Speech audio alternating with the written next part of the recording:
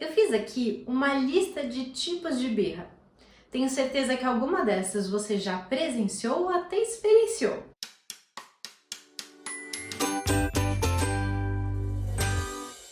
Oi, eu sou Luna Lima, sou psicóloga, mãe e compartilho aqui tudo o que você precisa para dominar o mundo das birras e reencontrar o prazer de maternar.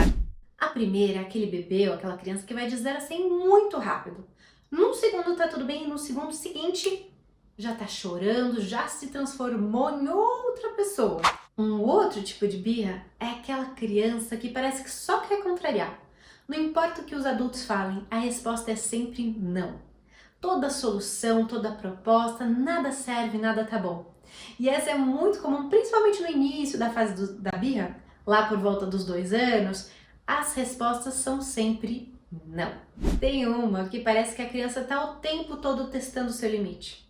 Ela tá o tempo todo vendo quando você vai perder a boa e tempo todo testando se não pode mesmo, se não é não. Não importa o que você fale ou faça, ela está ali e vai testar até o seu limite.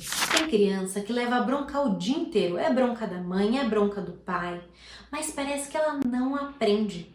E ela continua fazendo exatamente as mesmas coisas, os mesmos comportamentos errados que já foram corrigidos, de novo e de novo e de novo e de novo. Parece que não importa o quanto os pais falem não, coloquem de castigo, demonstrem que não é tudo bem, não importa, ela continua com o mesmo comportamento. Tem uma birra que todo mundo que tem um bebê, que tem uma criança já passou, que é a famosa birra depois do não. Você vê uma situação e você sabe que é importante naquela situação colocar um limite, falar isso aqui não, mas você sabe que a hora que vier esse não, vai vir uma tempestade que você até repensa o seu não.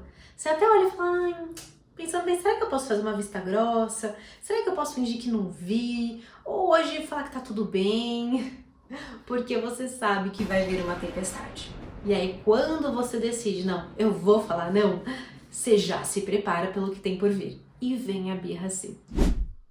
Se tem uma birra que aterroriza muitas famílias, é aquela que acontece no meio do shopping, no meio do supermercado, cheio de olhares, cheia de plateia.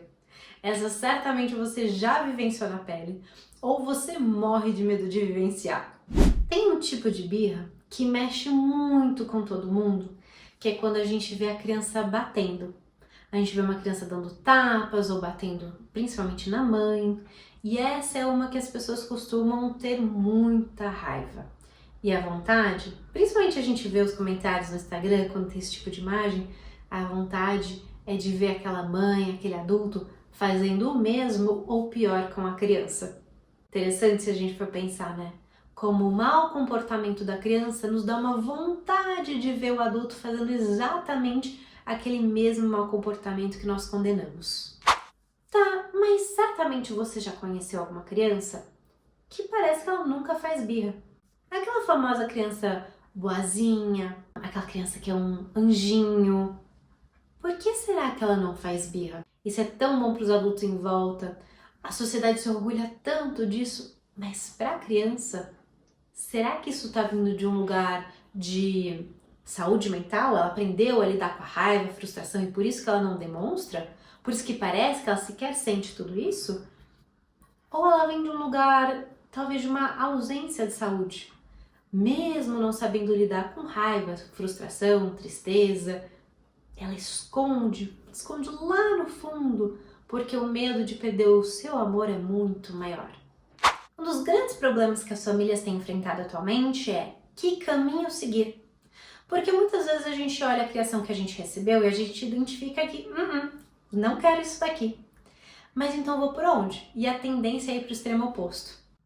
A gente conhece bem a educação tradicional, onde a criança não tem que querer, ela não tem que emitir a opinião dela, ela deve ficar em silêncio, não atrapalhar os adultos.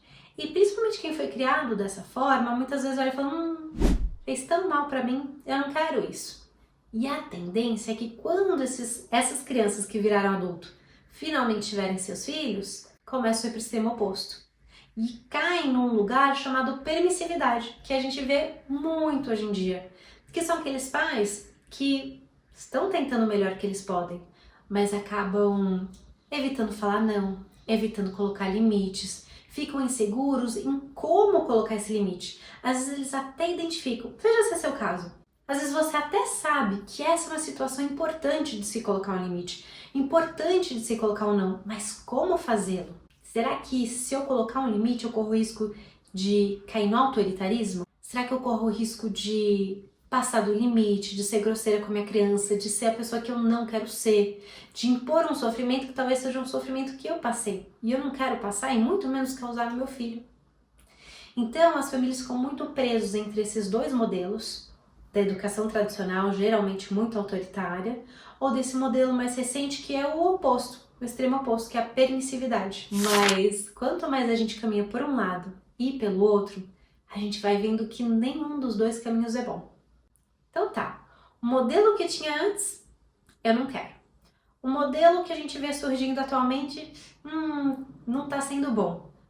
Por onde eu vou? Que caminho eu sigo? Na tentativa de oferecer o que há de melhor para seus filhos, muitos pais vão para o Instagram e começam a pesquisar o que há de mais contemporâneo a respeito da educação, como que é uma educação mais respeitosa, o que seriam outros caminhos que podem seguir. E aí fica uma impressão de que o adulto sempre tem que estar bem. Daquele adulto robótico, que a criança está lá dando aquele show, mas o adulto tem que estar bem, o adulto tem que estar centrado, não importa se ele está com sono, com fome, desmoronando por dentro, o adulto tem que fingir que está tudo bem para poder trazer essa criança daquele estado de birra para o estado de calma. O adulto não importa e a gente vai se anulando no processo. Você já passou por isso? Se sim, você sabe que isso não funciona. Quando a gente quer oferecer o que há de melhor para a nossa criança, a gente precisa olhar para dentro também. A gente tem que estar bem para conseguir oferecer algo bacana para a criança. Não adianta só olhar para ela e fingir sentimentos que não temos, sensações que não estamos sentindo. Ensinar a criança a lidar com a frustração dela passa primeiramente por como você lida com a sua frustração. Porque como você vai ensinar para ela algo diferente do que você conhece? Os bebês, as crianças, aprendem principalmente através do nosso exemplo. Então a gente não precisa já chegar nessa fase, nesse momento de vida, sabendo como lidar com frustração, com raiva, com tristeza, com injustiça. É tudo bem você estar exatamente onde você está hoje. O exemplo que eu te convido para dar para sua criança é o exemplo de se trabalhar.